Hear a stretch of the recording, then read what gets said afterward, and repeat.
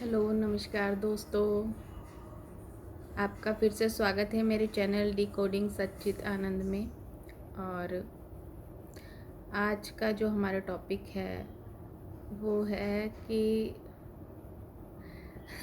जो बहुत प्राचीन काल से चला आ रहा है, जर जोरू और ज़मीन। ये बहुत कड़वी है मगर ये सच्चाई है। देखिए, आप अतीत में भी झांकेंगे तो भी आपको नज़र आएगा कि आज तक हमारे जीवन में या हमारे पूर्वजों के जीवन में या इस पृथ्वी पर जितनी भी लड़ाइयाँ हुई, जितनी भी मार काट हुई, चाहे वो भाई भाई में ही क्यों ना हुई, उसका कारण सिर्फ एक था, या तो जर यानी कि धन, या जोरू यानी कि पत्नी, और या फिर ज़मीन। इसके पीछे ही अधिकतर लड़ाइयाँ हुई हैं। और एक बात मैं आपको और बता देना चाहूँगी कि एक कहावत और भी आपने सुनी होगी कि विपदा में दोनों गए, न माया मिली न राम।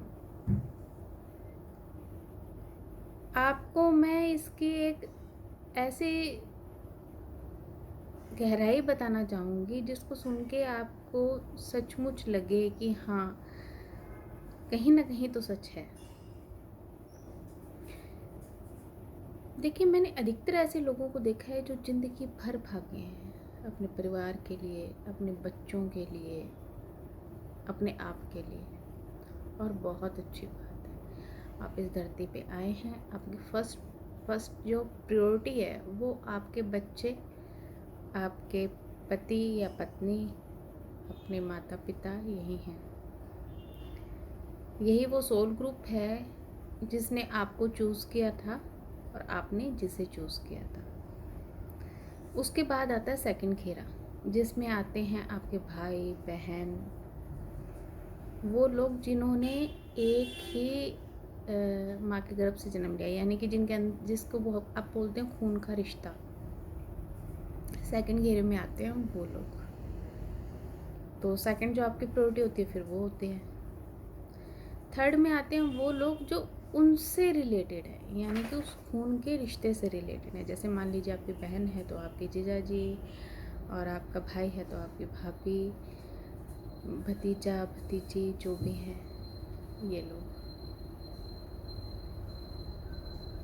अभी आप जब इस घेरे से और ऊपर उठते हैं तो फिर आपको ये पता चलता है कि अब हम कौन सी ब्रांच से हैं। उस घेरे में क्या आ जाता है कि हम कौन सी कौम से हैं।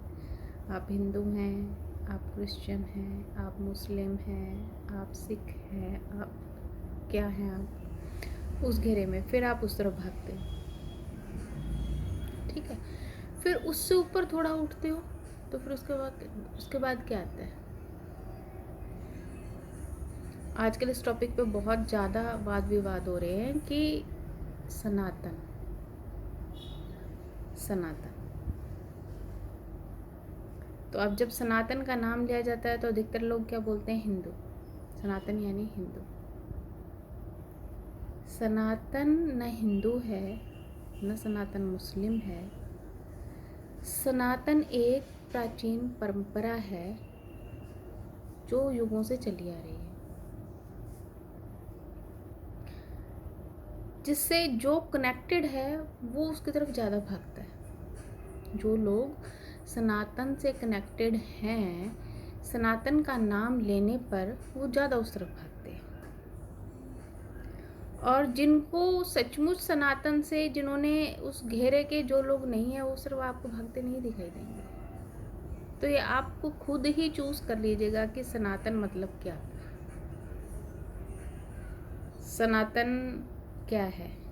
सबसे प्राचीन, इतना प्राचीन कि जब आप और हम भी नहीं थे तब भी वो था। यानी कि जब इस धरती पर इंसान भी नहीं था, उस समय पर जो था वो सनातन था, ठीक है। तो ये तो हुई हमारे समुदाय की बात। दूसरी बात ये है कि जब हम बात करते हैं ऐसे लोगों की जो हमारे ही परिवार में हैं, हमारे ही रिश्तेदारी में हैं, मगर फिर भी हमें अच्छे क्यों नहीं लगते, या उनके साथ हमारा कोई विवाद है, वो आखिर क्यों है। तो अब कुछ जो लोग हैं वो ये कहते हैं कि देखिए जी, आपका तो पिछले जन्म का कोई कर्ज देना है इनको, इसलिए ये लोग आपको परेशान कर रहे हैं। ठीक है, मान लिया कि हमें कर्ज देना था किसी का, इसलिए वो लोग हमें परेशान कर रहे हैं। मगर 1 साल बाद जिसने कर्ज लेना तो वो खुद दुखी हो जाता है। अब वो जिसको उसने पहले टॉर्चर किया था और जिसने मान लिया था कि भैया मैंने इसका कर्जा देना था, इसलिए इसने मुझे टॉर्चर किया, मैंने एक्सेप्ट कर लिया, मगर अब 1 साल बीता, वो खुद दुखी हुआ पड़ा है कर्जा लेने वाला, और अब वो फिर से उसी के पास जा रहा है जिससे उसने पहले कर्जा लेना था। ये जो हमारे जिन्होंने हमें सिखाया है कि आपके पिछले जन्म के कर्जे हैं, अब वो फिर से उसके पास जा रहा है कि भैया मैं तो दुखी हूँ, अब फिर मैं तेरा खून पीना चाहता हूँ। मगर जो जिसने ये मान लिया था कि मैंने इसका कर्जा देना शायद इसलिए मुझे दुखी किया था, मगर इस बार लाठी उसके हाथ में। ये क्या हुआ? कुछ समय पहले तो कर्जा उसने देना था, अब कुछ समय बाद कर्जा उसको देना है। देखिए, मैं आपको एक बात बताती हूँ कि नियति के खेल ऐसे हैं। कितने महापुरुष के पास आप चले जाइए, वो आपको ये नहीं बता पाएगा कि नियति कैसे काम करती है। मैंने बहुत पूछा इस बारे में, बहुत लोगों से पूछा, क्या आप मुझे बता तो दीजिए कि आखिर कारण क्या है, कारण बताएंगे तभी मैं सुधारूंगी, मगर वो नहीं बताते। आप किसी के पास भी चले जाइए, आप बोलिए कि हाँ ठीक है, आप मुझे बताइए कि ये कारण है, अगर तू इसको ये सोल्यूशन कर देगा तो तेरी लाइफ में सब कुछ बढ़िया हो जाएगा। नहीं बताएंगे, आपको कभी नहीं बताएंगे,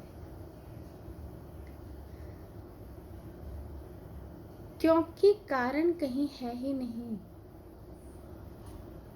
कारण आप ही के अंदर है और कहीं नहीं है।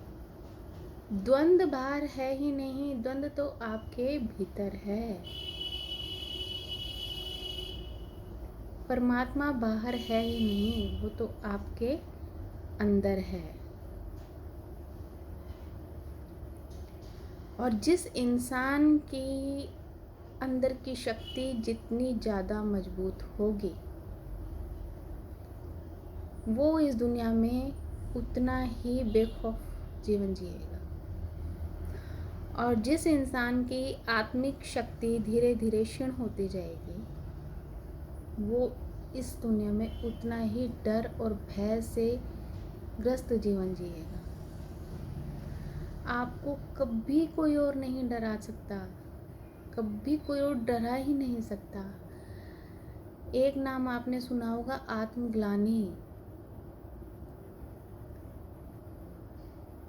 यानी कि आत्मा के ऊपर एक ऐसा धब्बा जिसको आप जिंदगी भर पहुंचते हैं,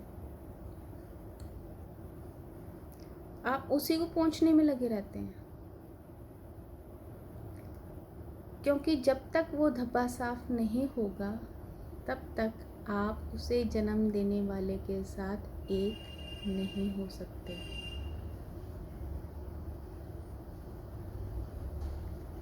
आपको इतना purest of the pure energy बनना पड़ता है, तब जाके कहीं आप उसके साथ एक हो पाते हैं।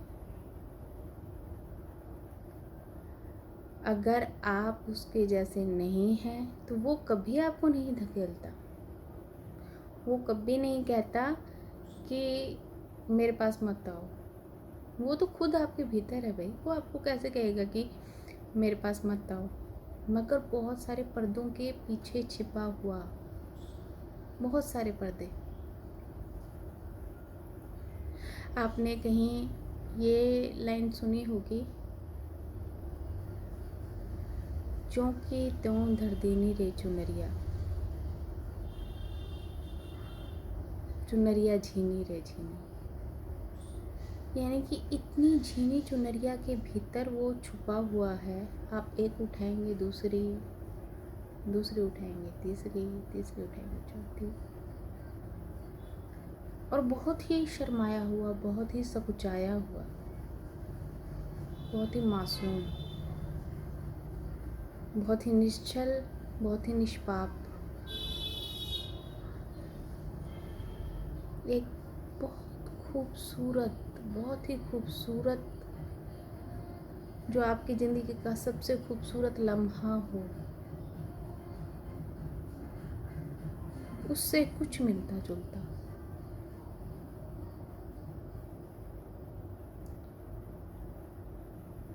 जैसा आप नींद से कुछ सेकंड पहले महसूस करते हैं कि अब बस, अब मैं सोने वाला हूँ, अब मुझे कोई ना छेड़े। बहुत मीठा सा एक एहसास नींद से पहले, अब मुझे कोई ना छेड़े, थोड़ा कुछ वैसा।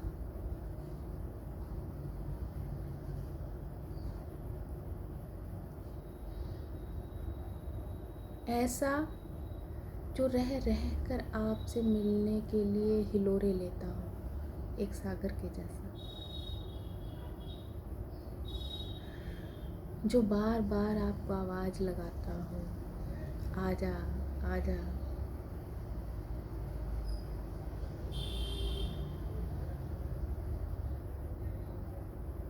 ऐसा जिसे आप छोड़ना चाहें मगर वो आपको न छोड़ना चाहे। जैसे एक माँ अपने बच्चे को, अरे तो घूम जाएगा कहीं पर, मेरे पास रहे। बंदरी को देखा है ना, बंदरी को कैसे अपने बच्चे को चिपका के रखती है, थोड़ा वैसा। तुम उससे अलग मत हो जाना, कहीं तो रास्ता भटक जाए।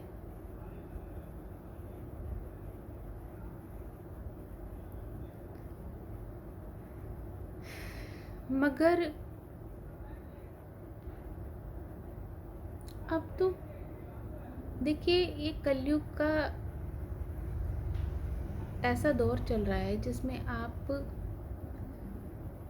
अगर थोड़ा भी उसकी तरफ जाते हैं तो वो बहुत तेज़ गति से आपकी तरफ आएगा।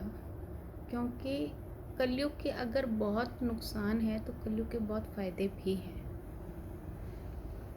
कलयुग में ज़्यादा परिश्रम करने की आपको आवश्यकता नहीं है, वो बहुत जल्दी मिल जाता है।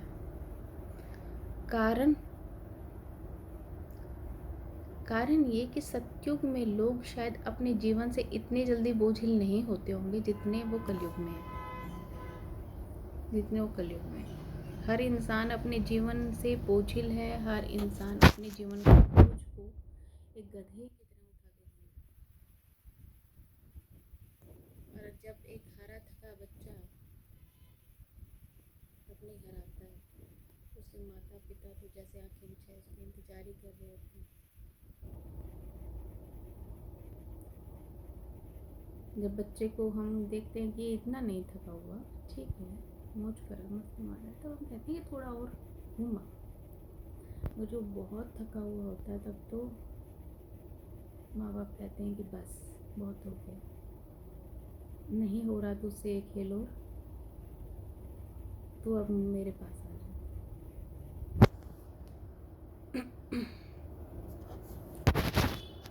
वैसा ही कुछ होता है शायद। और आते हैं फिर से उसी टॉपिक पे कि जल जोड़ो और ज़मीन। अगर आप देखें तो ये 3 चीज़ें ऐसी हैं जो आपके विनाश का कारण भी बन सकती हैं, और यही 3 चीज़ें ऐसी हैं जो आपके लिए बहुत ही शुभदायक हो सकती हैं।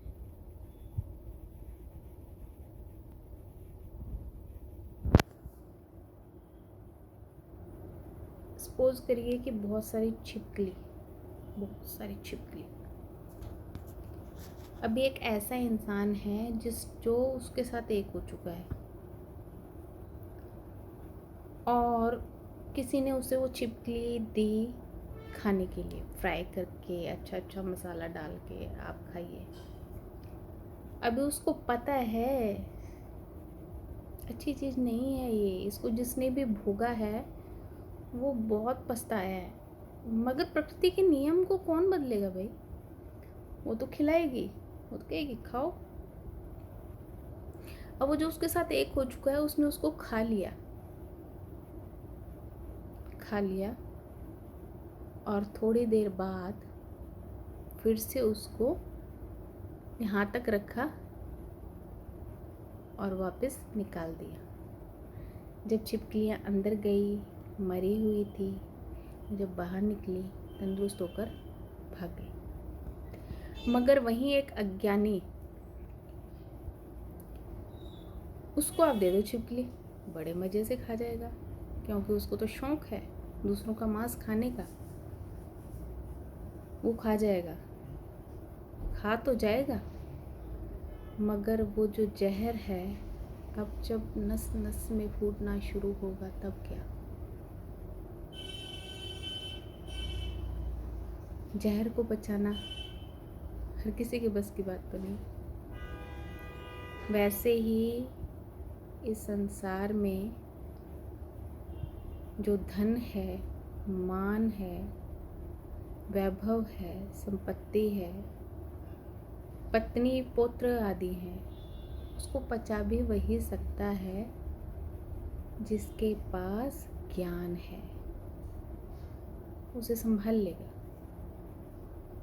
हजम कर लेगा, और ऐसे नहीं खाएगा कि उसके लिए जहर बन जाए।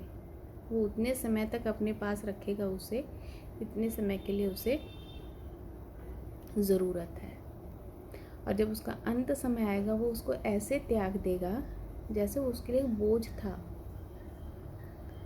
मगर वहीं एक अज्ञानी इंसान इस माया के घेरे में ऐसा फंसता है कि इस जीवन से प्राप्त हर वस्तु उसके लिए जहर के समान है। वो माया को भी ऐसे भोगेगा कि वो उसी के पतन का कारण बन जाएगी। वो अपने बच्चों को, अपने पति या पत्नी को भी इस प्रकार से एहसास दिलाएगा कि जैसे वो जन्म जन्मांतर के उसके शत्रु हों।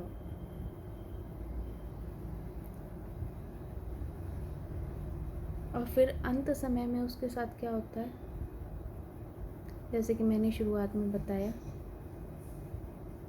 विपदा में दोनों गए, न माया मिली न राम। क्योंकि वो अपने ही जीवन को ऐसा कठिन परिस्थितियों में फंसा देगा, ऐसा भयानक अपने जीवन को बना लेगा कि उस समय पर ना ही तो वो भोगने के लायक रहेगा और ना ही उसे मोक्ष कभी मिलेगा, ना ही वो उस सच्चित आनंद के दर्शन कभी कर पाएगा। तो इसलिए आप हर चीज़ को बहुत अच्छे से भोगिए, हर चीज़ का रस लीजिए, हर चीज़ को एंजॉय करिए, मगर उससे चिपकिए मत। जहाँ आप चिपके वहीं पे फिर आपको कोई और पनिशमेंट देता ही नहीं है, आप खुद पनिशमेंट देंगे। तो आज के लिए इतने ही। और अभी जैसे आपको पता है कि मैं राइटर हूँ, तो राइटर जो है वो सिर्फ बुक लिखती नहीं है, वो पढ़ती भी है। तो मैं बहुत सारी ऐसी बुक्स हैं जो मैं पढ़ती हूँ। अगर आप कुछ अच्छी बुक्स के बारे में जानना चाहते हैं तो आप मुझे कमेंट कर सकते हैं या अपना ईमेल एड्रेस दे सकते हैं, मैं उसको उस बुक का लिंक भेज दूँगी आपको, आप पढ़ सकते हैं। बहुत बहुत नाइस बुक्स हैं, आप पढ़ेंगे तो आपको सचमुच सत्य के दर्शन होंगे। और तब तक के लिए thank you so much watching me.